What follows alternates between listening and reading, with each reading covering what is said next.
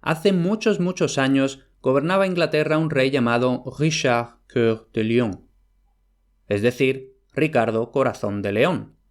Puede parecer extraño que un rey inglés tuviera un nombre francés, pero es que más de 100 años antes de que reinara Ricardo, un duque francés llamado Guillermo había derrotado a los ingleses en una gran batalla en Inglaterra y entonces se declaró rey de todo el sur de la isla.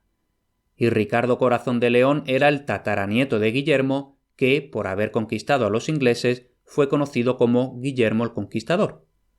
Guillermo había llevado consigo a Inglaterra a muchos franceses, concretamente normandos, que era como se llamaban los franceses del norte al servicio del duque.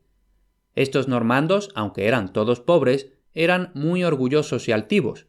Fueron con el duque Guillermo a ayudarle en la expedición contra Inglaterra porque les había prometido darles mucho dinero y tierras como recompensa.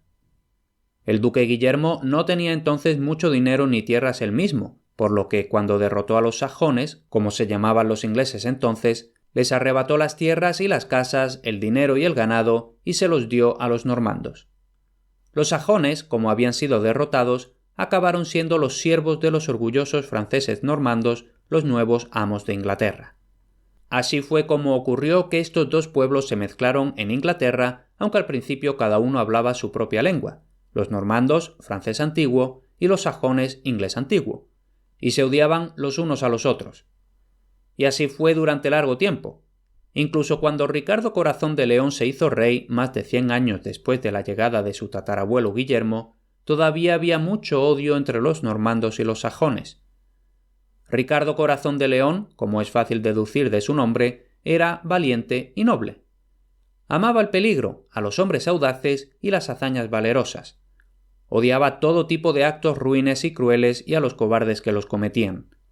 Siempre estaba listo para ayudar a los débiles contra los fuertes, y si se hubiera quedado en Inglaterra después de ser coronado rey, podría haber hecho muchas cosas buenas.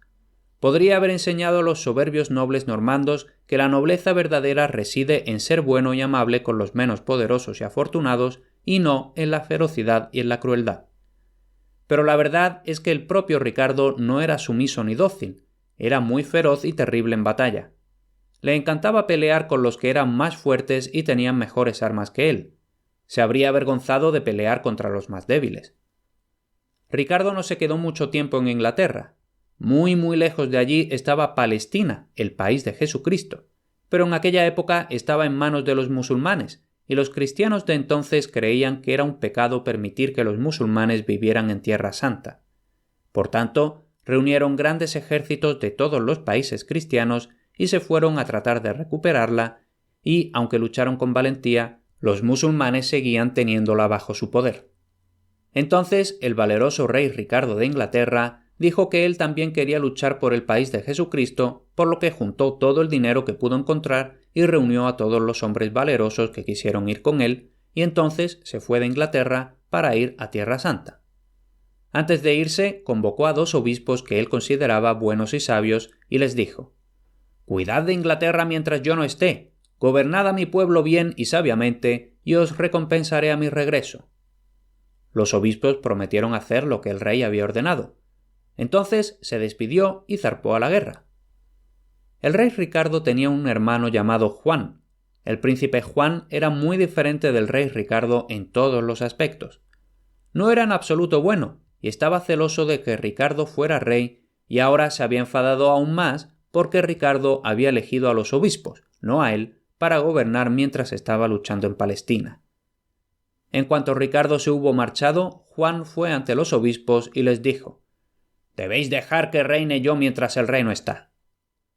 Y los obispos se lo permitieron. Realmente, Juan deseaba con toda su alma hacerse rey y no permitir que Ricardo volviera a sentarse en el trono. Ahora comenzaron tiempos terribles para los sajones. Juan trataba de agradar a los altivos normandos porque eran grandes y poderosos, y esperaba que de esta forma los nobles lo ayudaran a ser rey. Creía que la mejor forma de agradarles era darles tierras y dinero. Como él no tenía nada de esto, de hecho en la historia es conocido como Juan sin tierra, se los quitó a los sajones y se los dio a los normandos. De esta forma, muchos de los sajones volvieron a quedarse sin casa y tenían que vivir en los bosques que recorrían gran parte de Inglaterra por aquel entonces. Entre los pocos nobles sajones que quedaban y que habían podido conservar sus tierras y dinero, había uno llamado Roberto, conde de Huntingdon. Tenía un solo hijo, llamado también Roberto, pero la gente lo llamaba Robin. Todo el mundo lo apreciaba. Era alto, fuerte, apuesto y siempre estaba de buen humor, por lo que a todas horas en su casa había música y risas. También era valiente e intrépido, y no había mejor arquero en toda la región. Pese a todo esto, era amable y cariñoso, y nunca hacía daño a los débiles ni despreciaba a los pobres. Pero Roberto de Huntingdon tenía un terrible enemigo. Un día este enemigo fue con muchos soldados decidido a matar al conde y quedarse con sus bienes y tierras. Hubo una pelea feroz y terrible y al final Roberto y todos sus hombres murieron. Arrasaron su casa hasta los cimientos y se llevaron todo su dinero. Solo Robin se pudo salvar, porque era tan buen arquero que ningún soldado se atrevía a acercársele para matarlo o hacerlo prisionero. Luchó valerosamente hasta el final, pero cuando vio que su padre estaba muerto y que su casa estaba en llamas, ya no tuvo coraje para seguir luchando. Por tanto, tomó su arco y sus flechas y huyó al gran bosque de Sherwood. Tuvo que correr mucho, pues los hombres del príncipe Juan lo iban siguiendo de cerca. No tardó en alcanzar los confines del bosque, pero no se detuvo allí. Siguió avanzando, metiéndose por las profundidades del bosque entre la sombra de los árboles. Finalmente se tiró a los pies de un gran roble y hundió la cara en la hierba verde y fría. Tenía el corazón lleno de cólera y feroces pensamientos de venganza.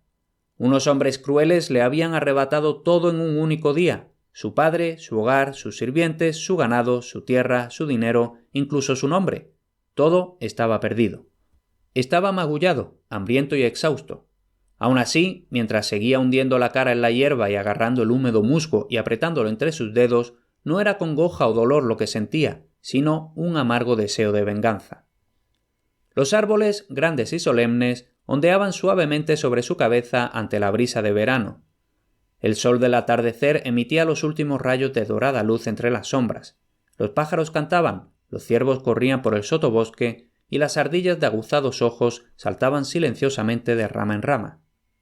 Por todas partes había calma y paz, excepto en el furioso corazón del pobre Robin. A Robin le encantaba el bosque, le encantaban las vistas y el olor, y los sonidos y profundos silencios que había en él.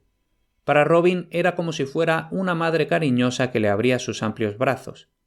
Finalmente sintió algo de consuelo y empezó a llorar y a sollozar agitadamente mientras estaba tumbado en la hierba. La amargura y la furia se habían derretido en su corazón y ahora solo quedaba la pena.